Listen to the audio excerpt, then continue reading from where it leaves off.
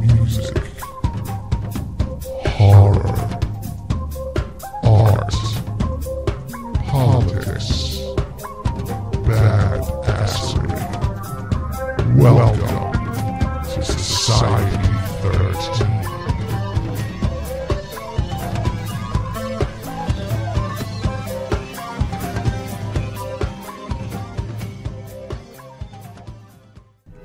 This is Mr. Pink of the Society 13 Podcast Network, and you are listening to Kettle Whistle Radio with Heather and Dave, the only place I come for the music, the macabre, and movies. KOKW calling. I'm on international frequency. Come in.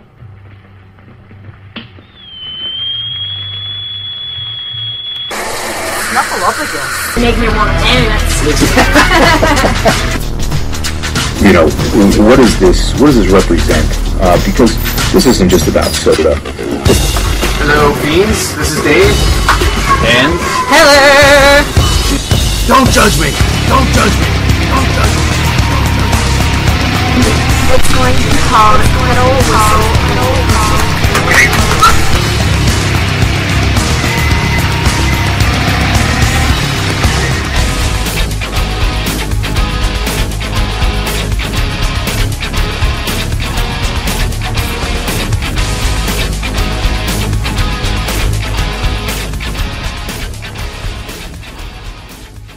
This is indie horror director Johnny Daggers of Dagger Vision Films, and it's not often that somebody asks me to plug them. Well, actually, come to think of it, people ask me to plug them all the time. I normally just don't take the time to do so. However, if there is one person that I'm going to plug, that person is going to be David Fairhead of Kettle Whistle Radio. And the reason I plug David is because I never have to worry about rapping. However, he is quite infectious, so I highly suggest that you tune into the radio show and listen to David and become infected. Okay. As always, thank you, Mr. Johnny Daggers. Little love from Baltimore. Johnny Daggers. Let me tell you about him. He's been on before. Brittany Bordella was the band we had way back 15 episodes ago, something like that. I don't know. But yeah, they're on hiatus right now because Johnny Daggers and Dagger Visions, they're going on their 5-year anniversary of Dagger Vision Films. And he talked to me about a documentary on indie horror filmmakers that he is currently making. And that's how we're promoting that right now for him. Let's see, he's got footage there. He was telling me about Samhain Night Feast, one of his first films, where the cops actually showed up. They had guns drawn on them by a military guy when they were filming Caustic Zombies. Check out Dagger Vision Films, and you'll see the movies that I'm talking about here. But he's currently working with, I believe he said, with the numbers now up to 37 independent filmmakers, horror filmmakers, and the crazy experiences that they've had while filming without permits and problems with location and other fun stuff. And guys like Tim Gross, who if you're in the Pittsburgh area, you'll definitely know him. He also talks about this guy, Scratchy Pete, a film critic from New Zealand, who hooked him up with filmmaker David Blythe. He is the first New Zealand indie filmmaker, horror filmmaker of films like Ghost Bride and Wounds. And basically what Johnny Daggers had to tell me, and he'll probably come on here and talk about it when there's some more work done on the film, on this independent documentary film they're making. People do not get what indie horror filmmakers go through. The hardships in filmmaking, arrests, fines, etc. He's also going to talk about the accolades and successes on the other end, a good end. On that note, too. Anyway, the film's going to be called Blood on the Reel, The Guts Behind Indie Filmmaking. And like you said, somewhere between 35, I think you said up to 37 filmmakers are involved. I'm looking forward to this documentary, and I think it's something that everybody should take a look at. I think it's going to be played in festivals, and it should be a hit. That's just my opinion. We'll see when it's done. Johnny Daggers, thank you once again. Always great hearing from you, one way or the other. Keep it dark, my friend. And let's see, we'll be joined here by Miss Heather Taddy in a bit. She is currently saging my house. I think it's going to have the opposite effect. She's using a dried sponge and green jello. Now this.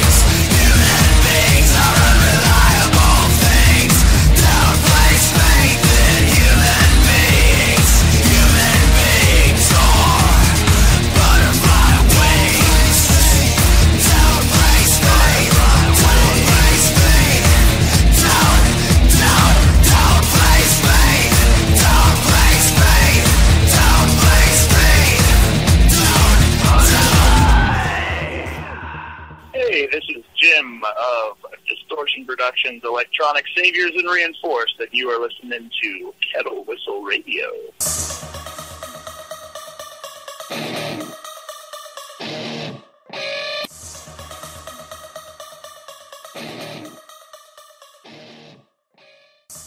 Thank you, Jim Simonik. That was Jim Simonik of Reinforced, and that's from the double CD Pre-Existing Conditions.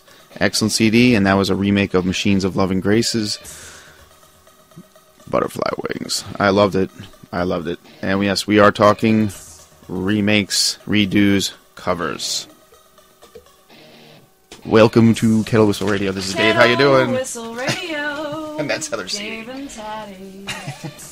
We need a new jingle, don't we? Yeah. Oh, man. Well, last time you heard us, we had Dave Barsky from Flying Medusa. And that was a good show. And what a great dude. And I really like the music, and I hope that they I hope they built out an EP We need to soon. get them to Pittsburgh.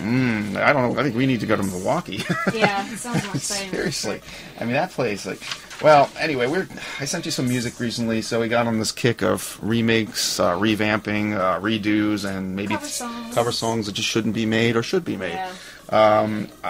I just had to throw this one out here first. This is one I think was not a fail. You ever hear Pat Boone do Crazy Train by Ozzy? No. Really? You never heard Pat Boone do it? No. He does like a swing. It's like a swing song, and they used to open up the Osbournes with it.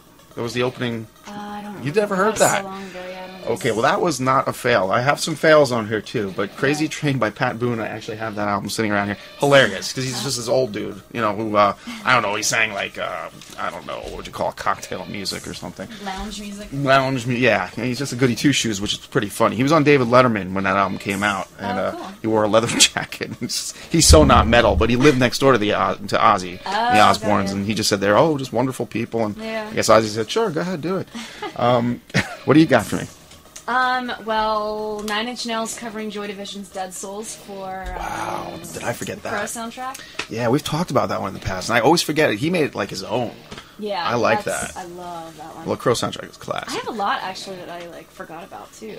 Yeah, I pulled some out here that were just kind of crazy. And I'll tell you right now, you're going to hear a lot more from these guys. My new friend here, Jason Novak from Iron Lung Corporation, they redid a Naked Eyes song, Promises. Naked Eyes, you probably remember, Always Something There to Remind Me. Do you remember that one? That was their big hit, and then Promises, I think, was their follow-up.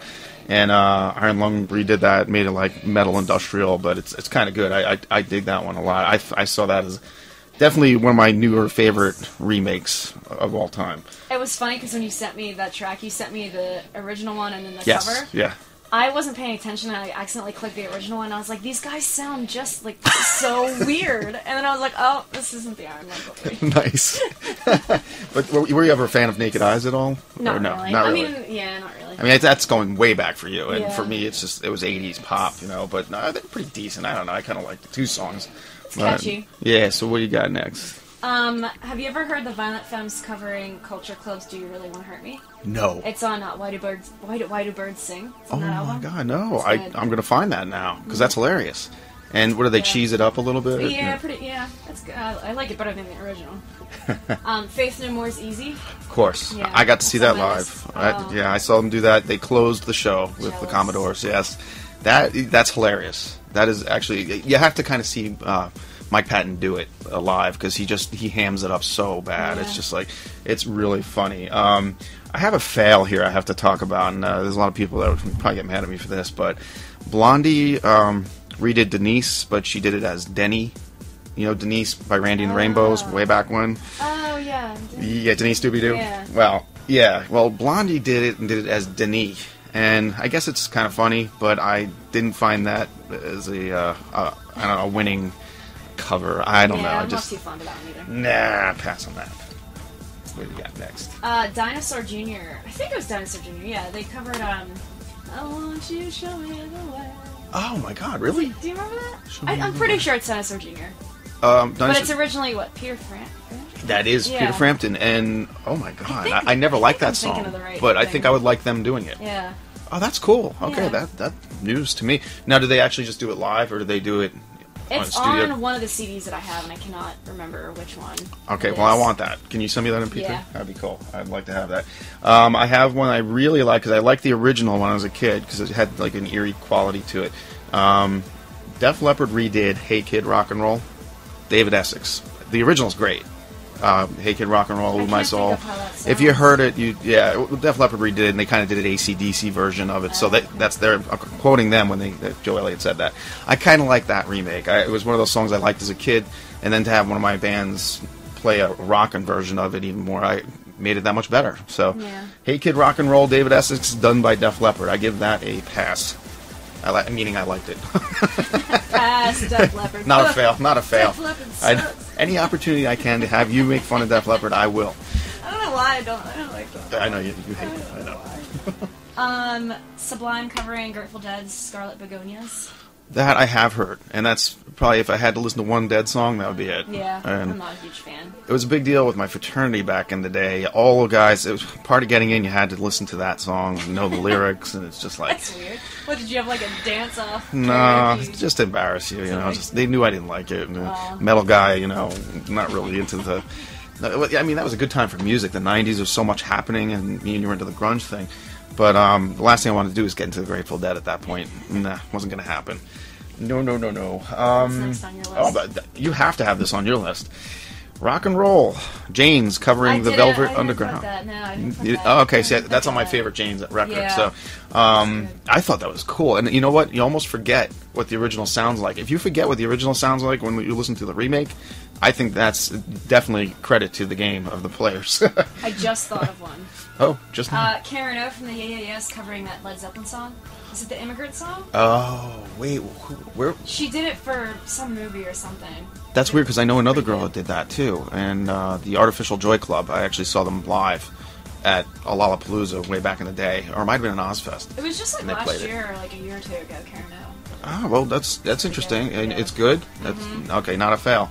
Yeah, Artificial Joy Club It's did it. good. We walked into an Ozfest. I was there, Miss D, and I guess her brother. I forget who else was there, and they were the Artificial Joy Club, fronted by a woman. A really good band for one album. They were just playing the Immigrant song, and hearing a girl do that, the howl, like it was wild. It was really kind of cool. They stole the crowd, but soon they were just disbanded, which was a shame. Good disc. I'll have to find that for you. You should. There was a Led Zeppelin all-girl cover Les band. Zeppelin. Have you heard them? I have, and they're very good. I think they're from Pittsburgh. I think so too, because They're they play here a always lot. playing, Yep. Yeah. We were talking about going to see them. I'd like to see them too. They played 31st Street Pub, I think. There's a Talking Heads cover band coming. Oh. April 18th. Do you know what they're called, or? Start Making Sense. Oh, that's cool. Yeah. That's great. Oh God, how do you do Dave's voice? That's. Oh, I have a bad cover. Ooh, Well, I guess I'm more of like a singer. Well, I don't know. Mariah Carey, the Tom Top Club. She ruined that too. Yeah, she ruined She's on my list with another song. Oh, That Mariah. bitch. She redid, and I'm gonna hit you with this one. Def Leppard, "Bringing on the Heartbreak." Great rock and roll song. This is when they were still a band, I know that. early '80s. Mariah Carey covered that song, and she destroyed it. I mean, I don't even want to listen to it anymore. So she's on the list twice. That's a big time lose. Nirvana covering the Vaselines. They covered Molly's Lips and Jesus Don't Let Me for a Sunbeam. Yes. I think, I don't know, I like both the original and Nirvana's cover. The original Vaseline's Molly's Lips song has this weird, like, horn in it. It's Really? This little bicycle horn you can hear. You know what's funny? I can't even think of the originals anymore after hearing Nirvana do it. That's they made it their own, and that's definitely a good one. There's a lot. His anniversary of his death. Yeah. Is it 20 years now? What they say? I don't know. 94. Wait, no, it can't be 20 years. Oh my God, yeah, it could be. It's more than that, isn't it? I was like 10. Yeah. I was 9 when he died. Yeah, 93. It was 94. Oh, was it 94? 94, yeah. Okay, yeah, because we were just getting out of I school. was eating cereal. I was watching on TV with my brother in the afternoon. It's funny how they say you know where you were when something like that. I remember so well. Well, yeah, we were in her apartment at Slippery Rock, and we were both getting ready to go to work. We worked at Pizza Hut down the road, and we just put on the news. I think it was like early in the day, really early, and we're like, "Are you kidding me?" And he just sunk. It ruined everything. But yeah, did you ever see that movie that what's his name, Van Zandt made, The Last Days? Yeah, I have it. Very Yeah, eerie movie. And I think I don't know how close it is to what happened, but it seems. Anybody knows? Man, nobody's ever going to know unless there were people in the house there that left or God knows what. That's a creepy movie. That really is.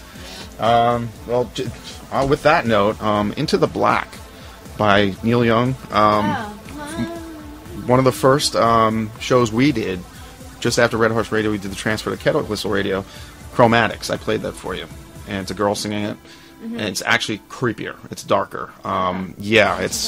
So they made it their own. It's a different song entirely. Chromatics. I have that. That's one you should check out. What else you got? Didn't Filter cover that song? Yes, on the X-Files soundtrack. I have that. Yep. Yeah, that's great. Yeah, that's a nice pick. That's all I have. I can't think of anything else. Really. Well, I got a weird one for you. You know what? we're going to stop for a second because first, before I get to this next one, I want to play a little Iron Lung Corporation. Let's listen to Promises right now. Promises. How's it doing?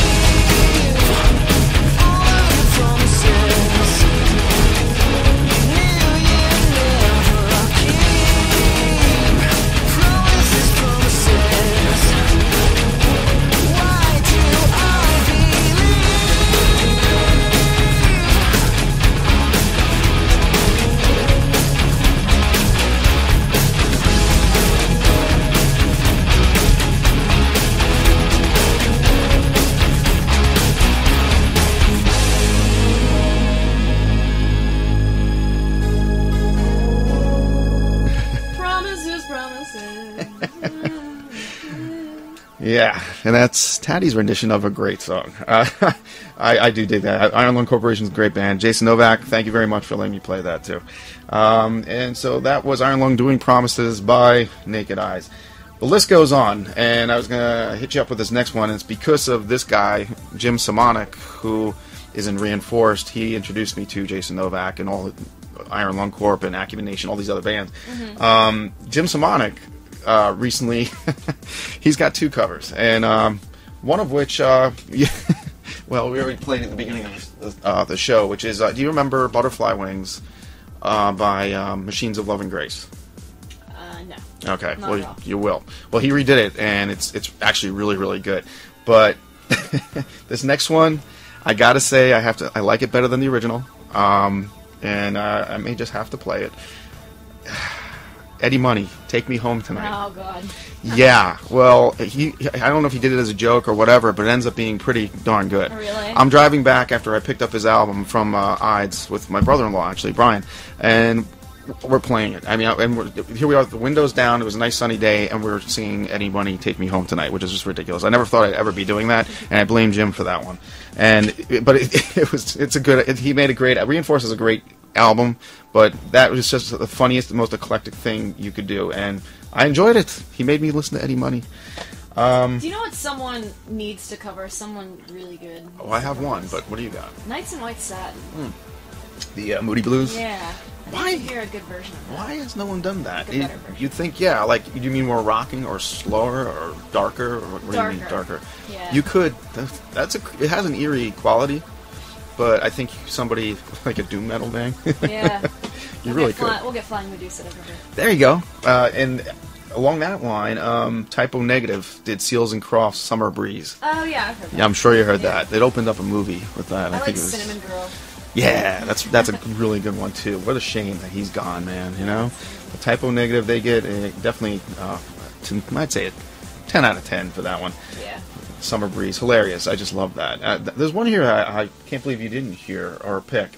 Planet Caravan, Sabbath, Pantera did it. Okay. Pantera's version, they made it their own. I mean, that got more airplay on MTV than almost anything they've ever done. That's a good one. I dig that. Then I have one that made both good and bad lists. Joan Jett doing Louie Louie. I haven't heard that. Louie Louie by the Kingsmen, you know the song. No, I know the song, but I haven't heard you do it. It's kind of like, I liked it, and then the more I listened to it, it's kind of like, why'd she do it that way? She slowed it down. That should be like a fast punk rock song, I think, but she really slowed it down. I have one that you're just going to absolutely adore. Oh, my God. Shook Me All Night Long by Celine Dion. Fail. Yes.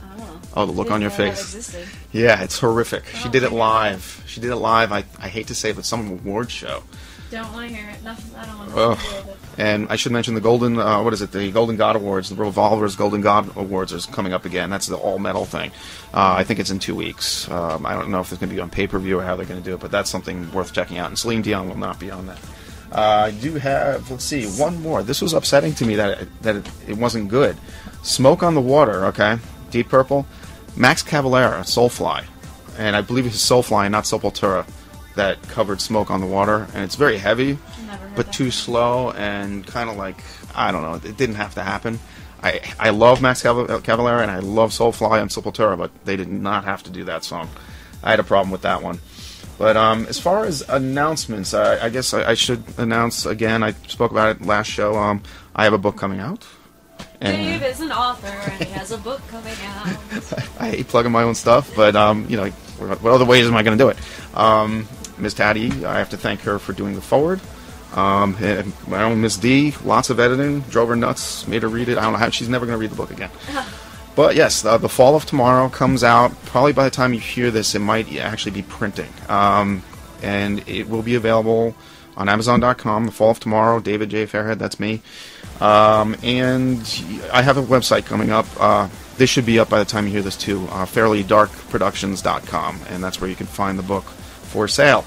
And I just want to thank Gary and Rich over at Burning Bulb for the opportunity. We'll have to have a story time. We'll read it over the airwaves. Well, that's funny you should say that.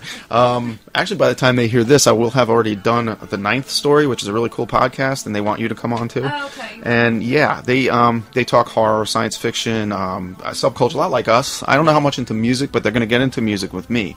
So, better. Yeah. We're guests on their show. They better be talking to us about music. Well, exactly. Well, you're invited. They want you there, so I don't know if that's going to be another episode. I think he was saying that would be another one. Yeah. I'm not sure, but I'll hook you up with that. But yeah, nice guys over there. Buddy Dan and Chris. Craig Weber. Sorry, Craig. Chris. Who's Chris? I'm inventing names again. Yeah, so I don't know. What else we got here? I want to thank Matt Eames. I showed you some of his artwork. He's doing some art for me for promo. And May 10th is the book release party at someone else's bar. Whose bar? Someone else's bar. My buddy Elsa, thank you so much for that. I appreciate it. And that's going to be happening May 10th. By then, yes, I will have the books there, and they'll be cheaper, of course, from me than they will be online. Just saying. This was one, you were talking about a song that needed to be remade, and I wrote this one down. It's one of my favorite classic rock songs. Golden Earring, Twilight Zone. Oh yeah, yeah. I love that. Radar Love Good keeps. bass. Yes, thank you. Good bass. And there's the jamming version where the bass goes on. There's like a good 3-minute breakdown. If you ever hear the uncut version, I have it, of course. But Radar Love, bands keep remaking it, and even Ministry did it. I'm kind of like getting tired of it. Yeah. Let's go with Twilight Zone. Why won't they? Maybe they won't give it up. Maybe there's a reason for that. But yeah, so that's I don't know. You got something else you wanna? Oh, Nirvana's Love Buzz was originally a Electric Blue or Blue Chew. Really? Yeah. Oh, that's see, that's you got a me on cover. that one. Love Buzz is a cover. Yeah. I did not know that. Which one is that on? What is? Bleach. Oh, okay. Yeah. And I have the reissue of Bleach too, because mine, cassette is obsolete. But yeah, so I don't know. What else did I have here for you? I don't know. As far as pick up the book if you want to read Taddy's first. What would you call this? It's not your first writing, but first published writing, or outside of your days on TV. I guess. No, that's actually a really cool forward, and I like how you crossed over, because music has a lot to do with the story. Yeah. And for some reason, we seem to hit on that, and you talked about, all the bands we talk about here all the time. But yeah, so I want to thank everybody for listening. We're going to go out with a tune, since Taddy has not heard, I don't know, should it be Eddie Money? No. Oh, I'm doing it. You'll be surprised. You'll be surprised. It's actually pretty rocking. All right. Well, thanks for listening to Kettle Whistle Radio, folks. And as always, I'm at Fairly Dark on Twitter, and you. Classic Tad. 1D. Hit us up on Facebook, of course, and all of Society 13 Network, all the shows, Mouthing Off, TBA with Mr. Pink, and of course, The Wicked Library with Nelson W. Piles. All right, guys. Till next time. Bye.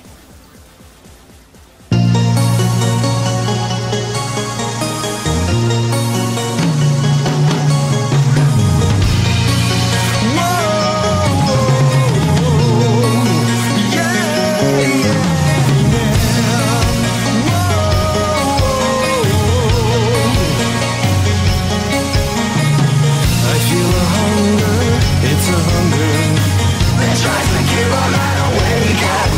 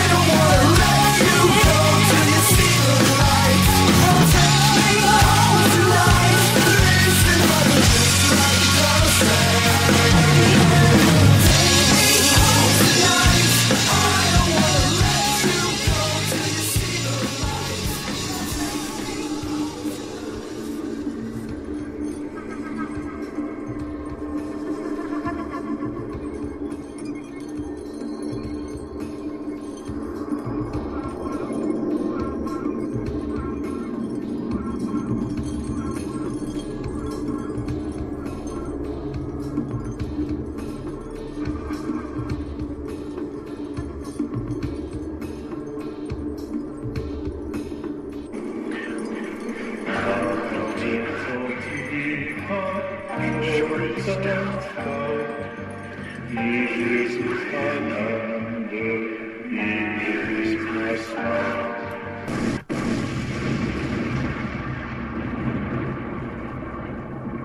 have some loose jello, okay? Okay, well, that settles that.